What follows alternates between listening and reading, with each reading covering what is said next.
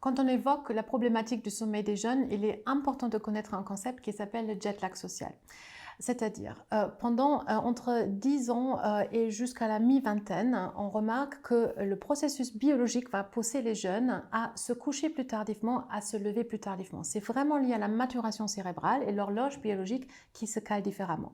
En même temps, il y a plus de comportements prosociaux qui ont toujours existé. Les jeunes sortent avec leurs copains, copines, et en plus d'activités en soirée, s'opposent davantage aux lois imposées par les parents.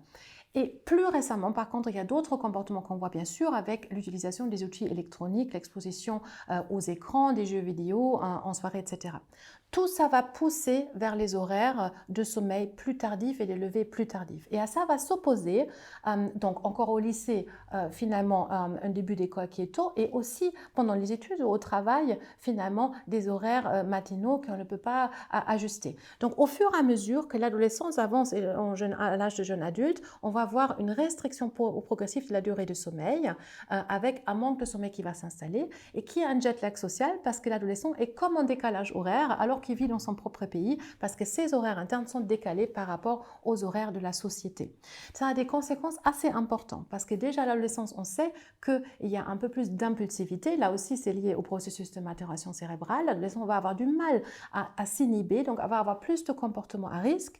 Et ça va être sensiblement augmenté si on est en privation de sommeil. Et ça pose bien sûr un problème à l'école, au travail, pendant les études, mais aussi au moment de la conduite automobile, parce que l'adolescent cumule donc plusieurs risques. Un manque d'expérience au volant, une privation de sommeil, voire, ce qui n'est pas rare, une légère alcoolisation en soirée. Et tout ça fait mauvais ménage et on sait que du coup, les risques sont vraiment multipliés chez l'adolescent par rapport aux adultes. Il est donc très important de prendre connaissance de ces phénomènes, du jet lag social, et aussi connaître un peu les contre-mesures qu'on peut mettre en place.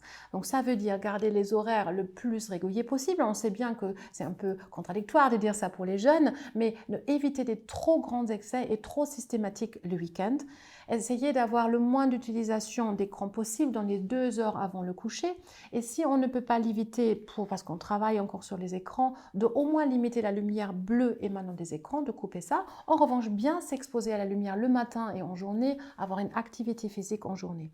Et si vraiment tout ça ne suffit pas, il faut se rendre parfois compte qu'on peut avoir ce qu'on appelle un syndrome de retard de phase de sommeil. Donc c'est la version maladie de ce jet lag poussé à l'extrême, avec des conséquences beaucoup plus importantes dans la journée encore, plus d'absentéisme au niveau des études, au niveau du travail, difficulté de performance la journée. Et là, il faut vraiment consulter pour trouver d'autres stratégies thérapeutiques, dont éventuellement des médicaments.